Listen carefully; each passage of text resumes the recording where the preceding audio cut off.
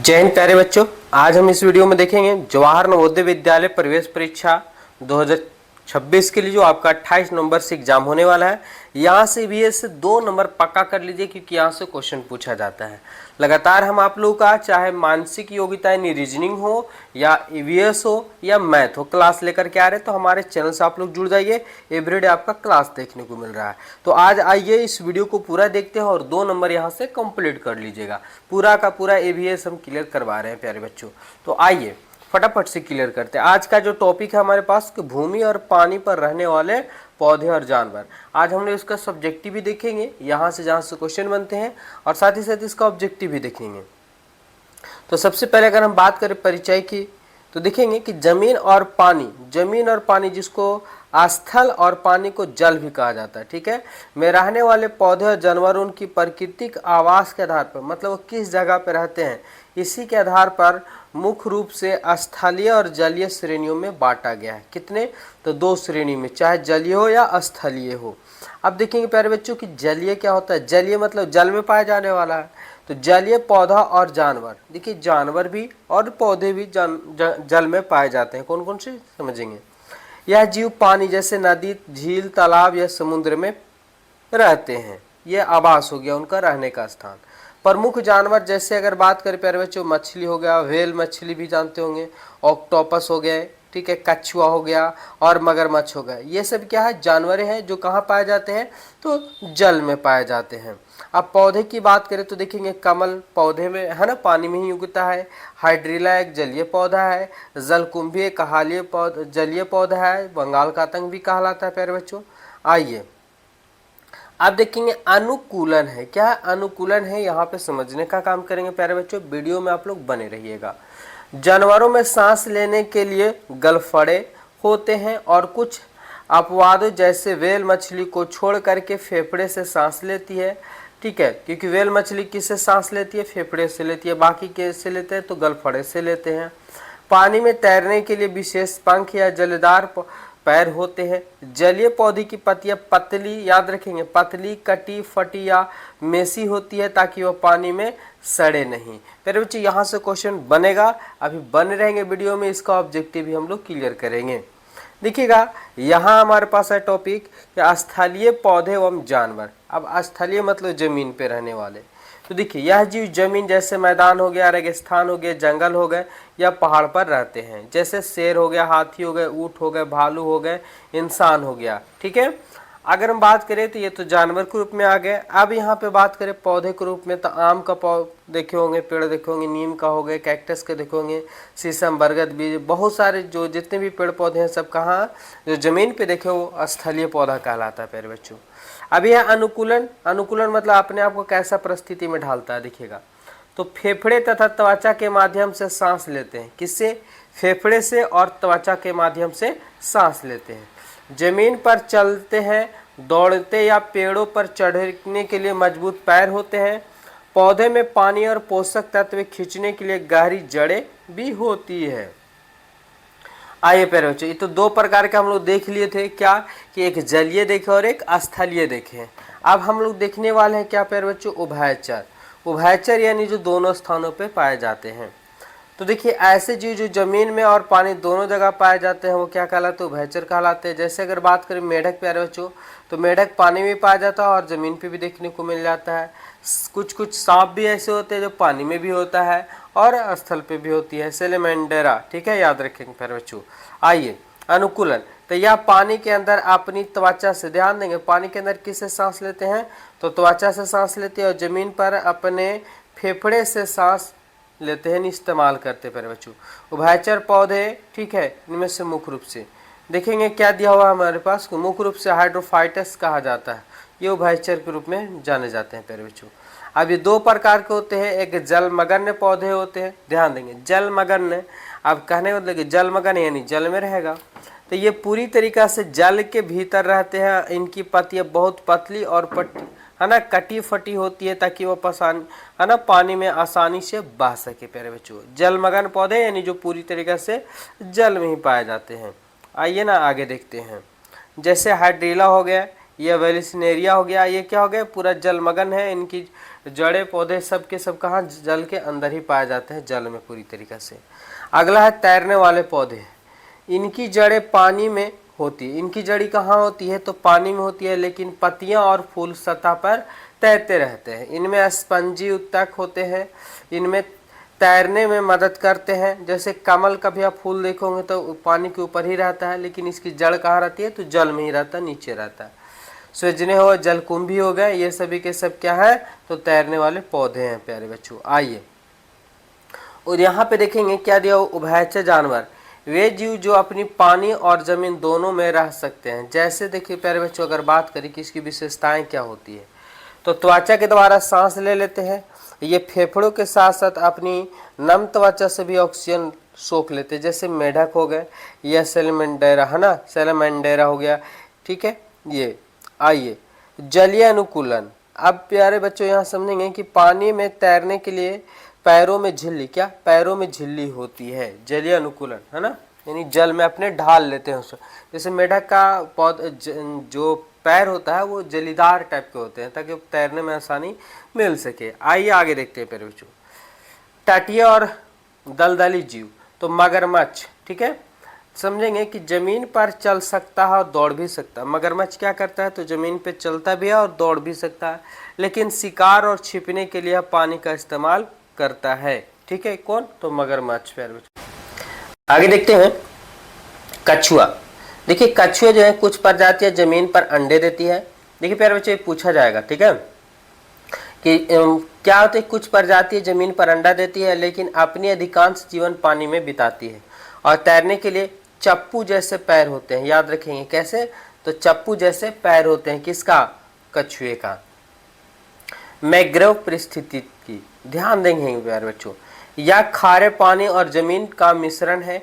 यहाँ के पेड़ पौधों की जड़ें जमीन के ऊपर, क्या, जमीन के ऊपर, याद रखेंगे प्यारे बच्चों, मैंग्रोव जड़ें जो होती हैं, मैंग्रोव परिस्थिति में जो जड़ पौधे होती हैं उनकी जड़ें कहाँ होती है, तो जमीन के ऊपर।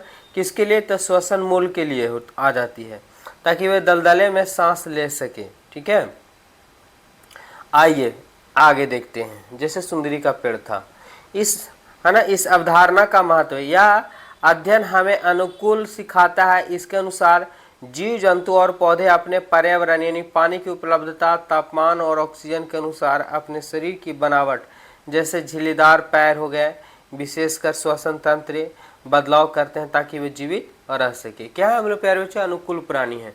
जैसे ही ठंडा आएगा स्वेटर टोपी निकाल देंगे, जैसे ही गर्मी आएगा गंजी पे आ जाएंगे। तो क्या, अनुकूल प्राणी, समय के साथ परिस्थितियां बदल जाती है।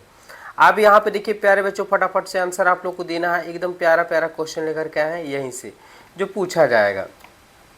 पहला है कि ऐसे जानवर को क्या कहा जाता है जो जमीन और पानी दोनों में, देखिए तो जमीन और पानी दोनों पाए जाते हैं। क्या, नभचर है, उभयचर है, जलचर या थलचर है। तो प्यारे बच्चों क्या कहलाएगा, उभयचर कहलाता है, जो दोनों जगह पाए जाते हैं। अगर आंसर आप लोग बी बता रहे तो बिल्कुल सही जवाब है। आप लोग फटाफट से जवाब देने का काम करेंगे प्यारे बच्चों। आइए अगला सवाल देखते हैं।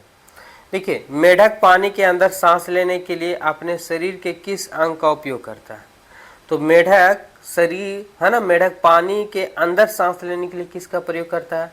क्या, गलफड़े का, पंख का, नम त्वचा का या फेफड़े का। तो प्यारे बच्चों नम त्वचा का प्रयोग करता है। आंसर यहाँ पे सी हो जाएंगे। अगर आप लोग सी बताएं तो बिल्कुल सही जवाब दिए हैं। ठीक है, क्या, बाहर में तो फेफड़े से सांस ले लेता है, लेकिन जब पानी के अंदर मेढक रहता है तो वो नम त्वचा से भी सांस ले लेता है, इसलिए पानी के अंदर टिक जाता है प्यारे बच्चों। 3 नंबर सवाल क्या कह रहा है, देखिएगा। निम्नलिखित में से कौन सा पौधा पानी के किनारे दलदल और जमीन दोनों पर उग सकता है। क्या, कैक्टस नगफनी है, या सरकंड है, या गुलाब है, या आम है। क्या होंगे प्यारे बच्चों, क्वेश्चन नंबर 3 है। देखिए आम का पौधा तो ये ऐसा तो है नहीं कि ये पानी में उगते हैं, ये तो गल जाएगा पानी और किनारे दलदल दोनों पे। तो ये है सरकंडा, याद रखेंगे। सरकंडा जो है ये एक ऐसा पौधा है जो किनारे यानी पानी के किनारे और दलदल जमीन में भी उग जाते हैं। चलिए प्यारे बच्चों क्वेश्चन नंबर बात करें 4 का।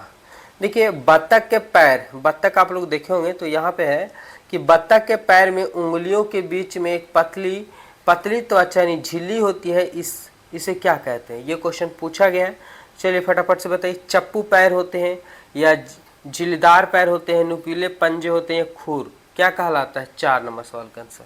याद रखेंगे प्यारे बच्चों कि बत्तख का जो पैर अंगुलियां होती है वो पतलेदार झिल्ली जैसी होती है, यानी झिल्लीदार पैर होता है, उसे क्या कहते हैं? झिल्लीदार पैर कहा जाता है।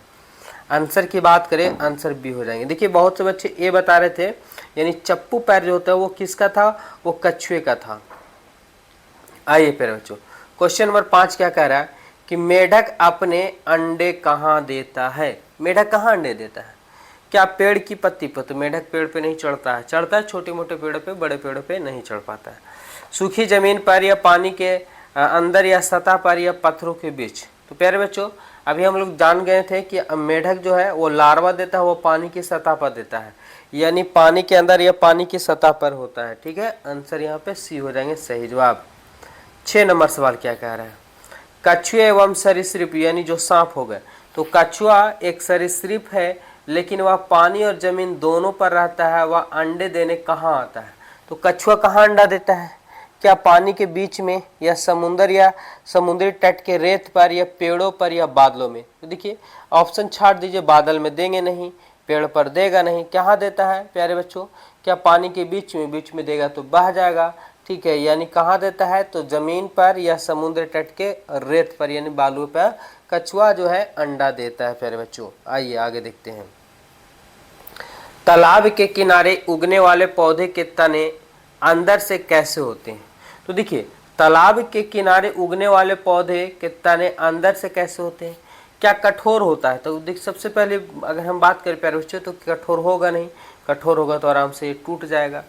क्या खोखली और स्पंजी होती है, कटीले होते हैं या तने होते ही नहीं है? तने होगा नहीं तो सही से टिक नहीं पाएगा। याद रखेंगे प्यारे बच्चों खोखले और स्पंजी होते हैं, आंसर बी हो जाएंगे सही जवाब। देखिए 8 नंबर सवाल क्या कह रहा है कि मगरमच्छ पानी में तैरने के लिए मुख्य रूप से अपने शरीर के किस हिस्से का उपयोग करता है? तो बिल्कुल आप लोग मगरमच्छ देखे होंगे, तो मगरमच्छ तैरने के लिए क्या केवल आगे वाला पैर का करता है? क्या अपनी लंबी और मजबूत पूंछ का काम करता है, अपने कानों का करता है या अपने दांतों का? तो दांतों का शिकार करने के लिए करता है, चलने के लिए करता है अगला पैर, अपने कानों का प्रयोग सुनने के लिए करता है, लेकिन अगर तैरने की बात किया जाए तो अपनी लंबी और मजबूत पूंछ के माध्यम से ही वो चल पाता है प्यारे बच्चों, आंसर बी हो जाएंगे। 9 नंबर सवाल क्या कह रहा है? मेढक के बच्चे शिशु को क्या कहा जाता है? देखिए मेढक के जो छोटे बच्चे होते हैं, ठीक है, क्या सुंडी, मेमना या टेडपोल या बछड़ा? प्यारे बच्चों इसकी राइट आंसर की बात कर याद रखेंगे टेडपोल कहलाता है। मेढक के छोटे बच्चों को टेडपोल कहलाता है। 10 नंबर सवाल क्या कह रहा है हमारे पास कि कमल के पौधे, ठीक है, कमल का पौधा पानी में उगता है लेकिन वो उसकी पत्तियां पानी पर तैरती रहती है, पत्तियों को सड़ने से कौन बचाता है? क्या पत्तियों पर नमक होना, ठीक है, या पत्ती पर मोम जैसी परत होना, या पत्तियों का भारी होना, या कांटे होना? तो याद रखें कमल के पौधे में कांटा होता नहीं है। क्या उस पर नमक होगा नहीं? क्या पत्तियां है ना, पत्तियों का भारी, अगर ज़्यादा भारी होगा तो वो डूब जाएगा, ये होगा नहीं। तो क्या हो जाएंगे प्यारे बच्चों? आंसर बी हो जाएंगे, यानी पत्तियों पर मोम जैसी परत होना जिसकी वजह से पत्तियां जो है पानी की सतह पर तैरती रहती है। बहुत आसान होते हैं प्यारे बच्चों, बस हमारे साथ चैनल में आप लोग जुड़ जाइए, आप लोग को हम तैयारी करवाएंगे बेहतर ढंग से। टेडपोल जो जिससे क्या कहा जाता है? मेढक के बच्चे। टेडपोल पानी में सांस ले लेता है जबकि वयस्क मेढक यानी जवान मेढक जमीन में फेफड़े से सांस लेता है। आखिर ऐसा क्यों? तो देखिए टेडपोल फेफड़े से सांस लेता है, दूसरा टेडपोल के पास गलफड़े होते हैं। अगर टेडपोल सांस नहीं लेता, टेडपोल केवल नाक से सांस लेता है। क्या हो जाएंगे प्यारे बच्चों? 11 नंबर सवाल का आंसर। देखिए 11 नंबर सवाल क्या कह रहा है कि टेडपोल जो है पानी में सांस तो ले लेता है, ठीक है, लेकिन वयस्क मेढक यानी जवान मेढक जो है जमीन पर फेफड़ों सांस लेता है। तो जमीन पर सांस इसलिए ले लेता है क्योंकि उसके पास गलफड़े होते हैं, सिंपल सी बात है। पानी के अंदर रहेगा तो वो सांस अपना नम त्वचा से लेगा ही लेगा, लेकिन जमीन पर फेफड़े गलफड़े होते हैं जिससे सांस ले लेता है। आइए ना अगला सवाल देखते हैं, 12 नंबर सवाल। दलदली एवं खारे पानी के तटीय क्षेत्र में उगने वाले पौधे मैंग्रोव पौधे की जड़ें जमीन से ऊपर क्यों निकल आती है? देखिए यहाँ पे हम आप लोग को समझाए थे कि दलदली या खारे पानी के जो तटीय पौधे में जो उगने वाले मैंग्रोव पौधे होते हैं उनकी जड़ें जमीन के ऊपर निकाल आती है। आखिर ऐसा क्यों? तो वो आप लोग पढ़े थे किसके लिए, ज़रा बताइए फटाफट से। क्या धूप का आनंद लेने के लिए? बिल्कुल नहीं। क्या हवा से ऑक्सीजन लेने के लिए? बिल्कुल। क्या पानी को रोकने के लिए या सुंदर दिखने के लिए? तो दलदली एवं खारे पानी के जो जलीय पौधे, मैंग्रोव पौधे जो होते हैं, वो जमीन के ऊपर उड़ जाते हैं। उसका जड़, इसका मूल कारण होता है कि वो हवा से ऑक्सीजन लेने के लिए ऐसा करते हैं। आंसर बी हो जाएंगे। आइए प्यारे बच्चों, क्वेश्चन नंबर 13 देखते हैं। क्या कह रहा है 13 में? ध्यान समझने का काम करेंगे प्यारे बच्चों कि मगरमच्छ और कछुए पानी के अंदर लंबे समय तक रह सकते हैं। मगरमच्छ हो या कछुआ हो, पानी के अंदर लंबे समय तक रह सकते हैं, लेकिन वह सांस लेने के लिए बार बार पानी की सतह पर क्यों आना पड़ता है? क्यों वे पानी पी नहीं, है ना, क्यों? क्योंकि वे पानी पीना चाहते हैं। दूसरा, क्योंकि उनके पास गलफड़े नहीं बल्कि फेफड़े होते हैं। क्योंकि उन्हें तैरना नहीं आता है ना, क्योंकि वे धूप देखना चाहते हैं। क्या हो जाएंगे राइट आंसर? बहुत सिंपल सा क्वेश्चन है, लेकिन क्या वो धूप देखना चाहते हैं? बिल्कुल नहीं। क्या वो तैरना नहीं आता? बिल्कुल नहीं, क्योंकि उनके पास गलफड़े नहीं बल्कि क्या होते हैं? फेफड़े होते हैं। कुछ सांस जो है त्वचा के माध्यम से लेते हैं, लेकिन पूर्ण रूप से सांस लेने के लिए फेफड़े की जरूरत पड़ती है। आइए प्यारे बच्चों, अगला सवाल हमारे पास क्या है? शीत निंद्रा। शीत निंद्रा, निंद्रा मतलब सोना, शीत मतलब ठंडा, क्या है जो कुछ उभयचरों में देखी जाती है? देखिए, सर्दियों में बहुत अधिक तैरना। दूसरा, अत्यधिक ठंड से बचने के लिए गहरी नींद या निष्क्रियता में जाना। दूसरा, सर्दियों में अंडे देना या केवल रात में जागना। तो प्यारे बच्चों, शीत निद्रा है, यानी ठंडे प्रदेशों में कुछ ऐसे जीव होते हैं जो लंबे समय के लिए निंद्रा में चले जाते हैं, सोए रहते हैं, खाना पीना कोई मतलब नहीं, और कुछ लंबे समय के बाद फिर वो जब ठंडी समाप्त होती है, कुछ कमता है, तो फिर आते हैं। देखिए सवाल नंबर 15 है। क्या कह रहा है प्यारे बच्चों कि जलकुंभी को पानी और गीली मिट्टी दोनों पर बढ़ते देखा जाता है। क्या बोल रहा है कि जलकुंभी को पानी और गीली मिट्टी दोनों पर बढ़ते देखा जाता है। इसकी जड़ें पानी में कैसे मदद करती है? याद रखेंगे प्यारे बच्चों, ध्यान से समझने का काम करेंगे। फिर से हम एक बार रिपीट कर रहे हैं कि जलकुंभी को पानी और गीली मिट्टी दोनों पर बढ़ते देखा जाता है। क्या होते रहते? बढ़ते या तैरते देखा जाता है। इसकी जड़ें पानी में कैसे मदद करती है? तो समझने काम करेंगे। ये बहुत लंबी और कठोर होती है, तो देखिए कठोर नहीं होगा, ठीक है। ये रेशेदार और स्पंजी होते हैं जो संतुलन बनाए रखती है। यही तो होता है प्यारे बच्चों, इसमें क्या होते हैं कि रेशेदार और स्पंजी होता है जो संतुलन बनाए और रखती है।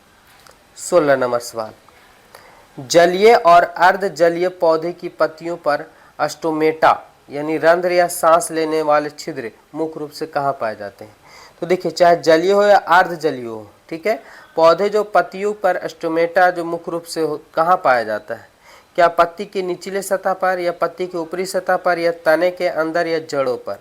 16 नंबर सवाल का आंसर। मेरे बच्चों याद रखेंगे, पत्ती के हमेशा ऊपरी सतह पर पाए जाते हैं, रंध्र या छिद्र, जिसे सांस लेते हैं पौधे। सवाल नंबर हमारे पास 17 पहुंच चुके हैं। क्या दिया हुआ कि सलामांदर नामक जीव किस वर्ग में आता है और इसकी क्या विशेषता है? बिल्कुल हम इसके बारे में देखे थे, सलामांदर के बारे में। याद रखेंगे प्यारे बच्चों, इसका राइट आंसर हो जाएंगे, ठीक है। सलामांदर जो होते हैं वो किस वर्ग में आता है और इसकी क्या विशेषता है? तो याद रखेंगे, उभयचर होती है, इनकी पूंछ और नम त्वचा होती है।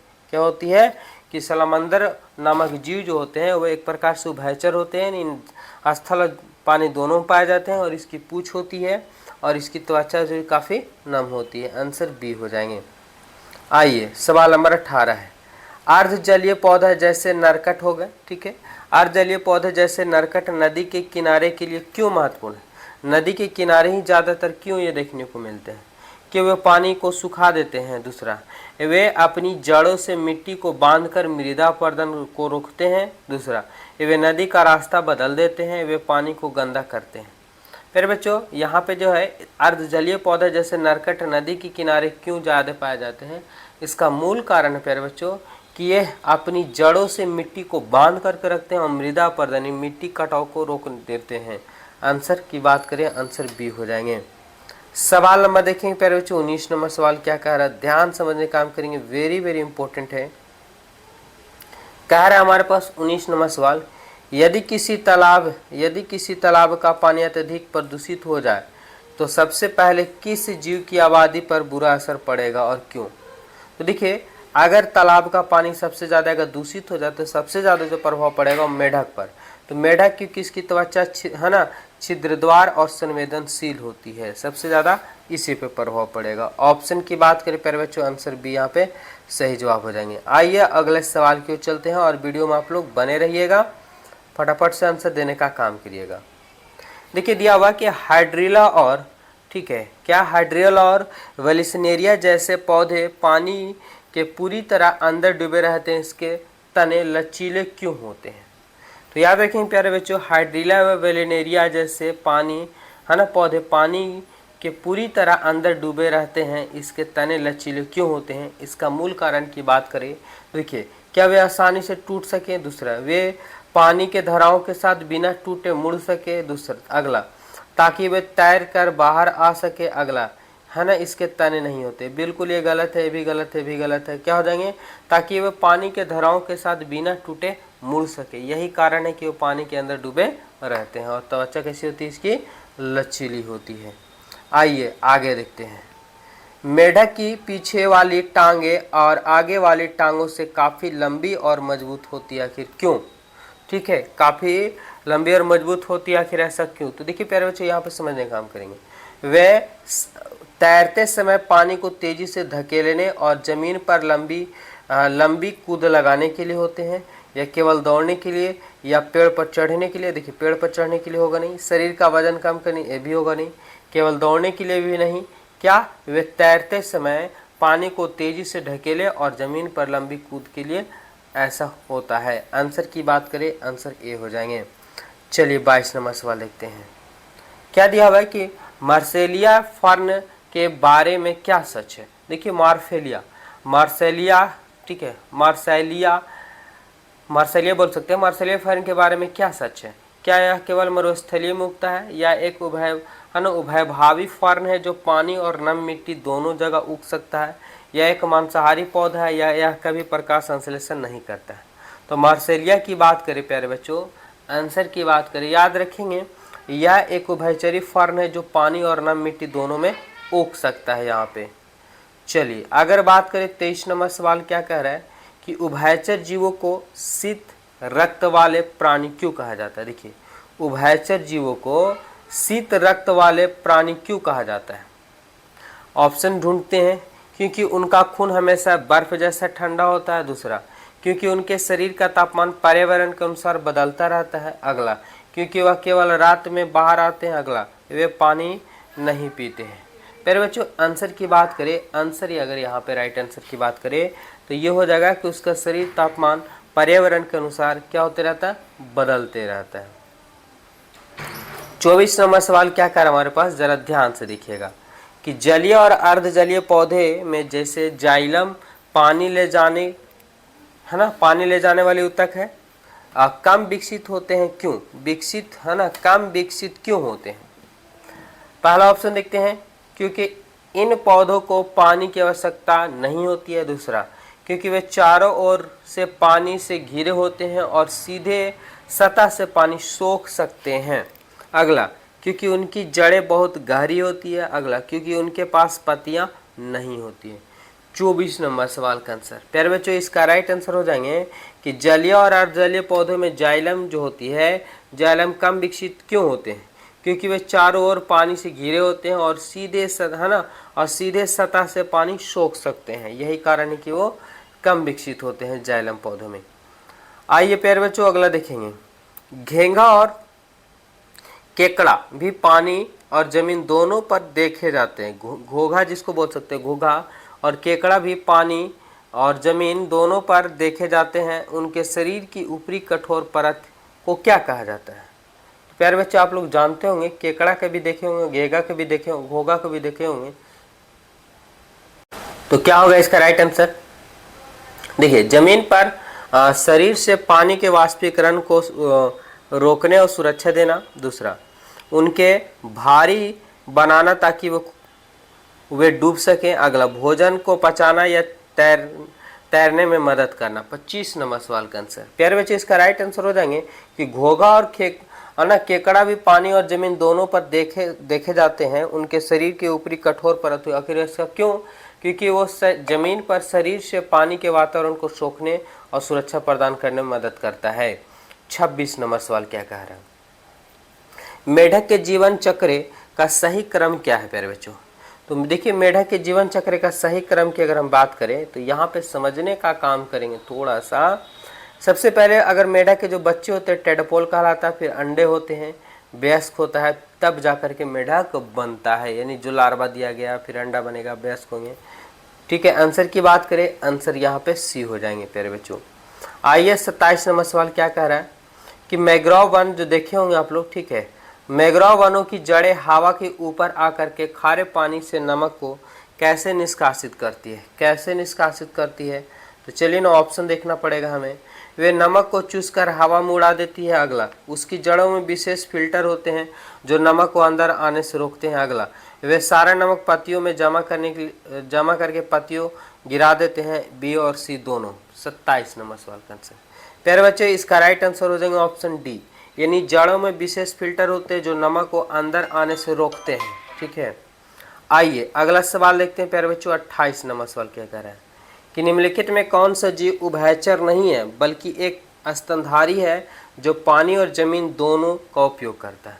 क्या बोला है कि निम्नलिखित में कौन सा जीव उभयचर नहीं है बल्कि एक स्तनधारी और पानी और जमीन दोनों का उपयोग करता है? प्यारे बच्चों इसका राइट आंसर देखे थे हम लोग कि सील और हिप्पो जो है ये है। आंसर की बात करें, आंसर यहाँ पे सी बिल्कुल सही हो जाएंगे।